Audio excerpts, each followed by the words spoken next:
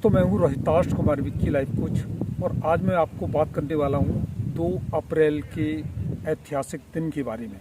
दरअसल 2 अप्रैल 2018 का दिन बहुजन समाज के लिए क्रांति का दिन है।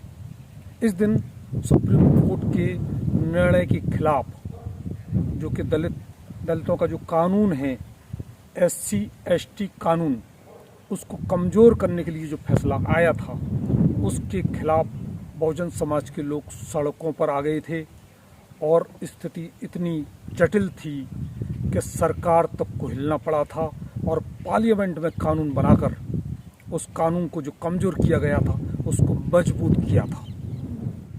दोस्तों, 20 मार्च सन 2018 को सुप्रीम कोर्ट का एक निर्णय आया था और उस निर्णय में ये कहा गया था कि जो अनुसूचित जाति जनजाति कानून है, जिसे हम SC/ST कानून बोलते हैं, उसमें उसका दुरुपयोग हो रहा है। इसलिए जो सुप्रीम कोर्ट के माननीय न्यायमूर्ति थे, माननीय UU ललित साहब और माननीय गोयल साहब, उन्होंने ये कहा कि दलितों के प्रकरण में उत्पीड़न के मामले में FIR पुलिस बिना इंक्वायरी के नहीं करेगी। नंबर पहली बात। नंबर दूसरी बात, उन्होंने ये कहा कि जो भी उत्पीड़न करने वाले लोग हैं, अपराधी लोग हैं, उनको बिना SSP की अनुमति के गिरफ्तार नहीं किया जाएगा। और तीसरी बात कोर्ट ने ये कही कि इन मामलों में एंटीसिपेटरी बेल है, वो दे दी जाएगी, यानी अग्रिम जमानत दे दी जाएगी। इस बात को सुन करके दलितों को लगा कि ये जो दलितों का सुरक्षा कवच का जो कानून है उसको कमज़ोर किया जा रहा है और तमाम दलित लोग सड़कों पे आ गए और 20 राज्यों में दलितों की गुस्से का उबाल फट पड़ा और इसका रिजल्ट जो सरकार थी उसको झेलना पड़ा। देखते ही देखते जो दलित लोग सड़कों पे आए और जवाबी उसके लिए जो दूसरी पार्टी के लोग थे, यानी जो सवर्ण लोग थे, वो उनके विरोध में आगे आ गए और स्थिति ऐसी हिंसात्मक हो गई कि उसमें 13 लोगों की जानें गईं, तमाम लोगों को गिरफ्तार किया गया, तमाम लोगों पर रासुका लगी, तमाम लोग घायल हुए, लेकिन दलितों का मनोबल बहुत ज़बरदस्त ऊंचा था। दलितों का जो आक्रोश था वो महज सुप्रीम कोर्ट के डिसीजन के खिलाफ ही नहीं था, बल्कि इसके पीछे जो सदियों से शोषण करते आए हैं उन लोगों के प्रति भी बात थी। इस घटना के मूल में कई बातें हैं। पहली चीज़ तो यह है कि इस तरह के मामले तमाम बढ़ रहे थे कि कभी किसी महिला को नंगा करके घुमाया गया, कभी दलित ने मूंछ रख ली तो उसका उत्पीड़न किया गया, उसको पीटा गया, कहीं दलित घोड़ी पे चढ़ गया तो उसका उत्पीड़न किया गया, उसमें गोली मार दी गई। इस तरह की तमाम घटनाएं बढ़ रही थी। महिलाओं की रेप की घटनाएं बढ़ रही थी, हत्या की घटनाएं बढ़ रही थी। तो इससे एक तो दलित समाज काफ़ी आक्रोशित था। नंबर दूसरी बात,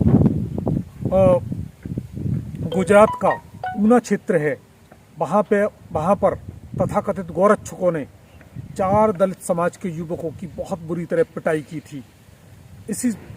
इतना ही नहीं, जो यूनिवर्सिटी क्षेत्र हैं उनमें जातिगत भेदभाव का एक नमूना सामने आया था। बहुत ज़बरदस्त एक उत्पीड़न की कहानी सामने आई थी रोहित मोमला की, और उस व्यक्ति को आत्महत्या करनी पड़ी थी। तो इस बात को लेकर भी तमाम जो यूनिवर्सिटी थी, तमाम जो दलित समाज के लोग थे, उनमें आक्रोश का माहौल था। इतना ही नहीं, चंद्रशेखर आज़ाद हैं, जिन्होंने भीम आर्मी के जो संस्थापक हैं, उनको सहारनपुर में हिंसा भड़काने के आरोप में गिरफ्तार किया गया था और हाई कोर्ट ने हालांकि ये माना था कि ये इनको जो गिरफ्तार किया गया है वो राजनीतिक द्वेष की वजह से गिरफ्तार किया गया है और उनको दूसरे दिन ही बेल दे दी गई थी। लेकिन इसके बावजूद प्रदेश सरकार ने उन पर रासुका लगा के उनको जेल में डाल दिया। जो भीमा कोरे गांव है, जिसे दलित अपने स्वाभिमान और सम्मान का प्रतीक समझते हैं, वहाँ पर 200वीं वर्षगांठ बनाई जा रही थी और वहाँ उस पर मराठाओं और महार जाति के जो लोग हैं उनमें वर्षगांठ को मनाने के लिए लेकर दंगा हुआ था और अकेले मुंबई से ही 350 लोगों को गिरफ्तार किया गया था। तो ये जो आक्रोश फूटा था इसके पीछे एक वजह नहीं है, इसके पीछे तमाम वजह है और ये आक्रोश खुल के सामने आया। दोस्तों, जब ये सुप्रीम कोर्ट के न्यायाधीश इन्होंने जब ये डिसीजन दिया था तो इन्होंने हवाला ये दिया था कि जो दलित वर्ग के मामले हैं वो 15% फर्जी दर्ज कराए जाते हैं और 75% मामलों में जो मामले वापस ले लिए जाते हैं या उनमें मुजरिमों की जो रिहाई है वो हो जाती है। इसलिए उन्होंने इस मामले को ये भी कहा था उन्होंने कि इसमें सज़ा की दर कम है, इसलिए उन्होंने इस मामले को कमज़ोर करने के लिए ये शर्तें रखी थी। लेकिन यहाँ मैं आपसे कुछ बातें कहना चाहूँगा। पहली बात तो ये है कि जो दलित समाज के लोग हैं वो अब पढ़ लिख करके सामने आ रहे हैं, उनकी जो मानसिकता है वो अलग है और जो सवर्ण समाज के लोग हैं, जो अधिकारी कर्मचारी, उनकी मेंटलिटी बिल्कुल अलग है। उनकी सोच और उनकी सोच में बिल्कुल ज़मीन आसमान का अंतर है। दूसरी बात ये कि जो दलित समाज के जो लोग हैं उनके जो मुकदमे वगैरह होते हैं आमतौर पे वो अपने मालिक या नियोक्ता उनके खिलाफ होते हैं और उनको मुकदमे दर्ज कराया जाना भी काफ़ी टेढ़ी खीर होता है। इतना ही नहीं, उनकी सामाजिक हैसियत बहुत छोटी होती है उनके मुकाबले में, और जैसे ही वो मुकदमा भी दर्ज कराते हैं तो उन पर तमाम दबाव पड़ने लग जाते हैं मुकदमों को वापस लेने के लिए। तो ऐसी तमाम स्थितियां हैं जिनमें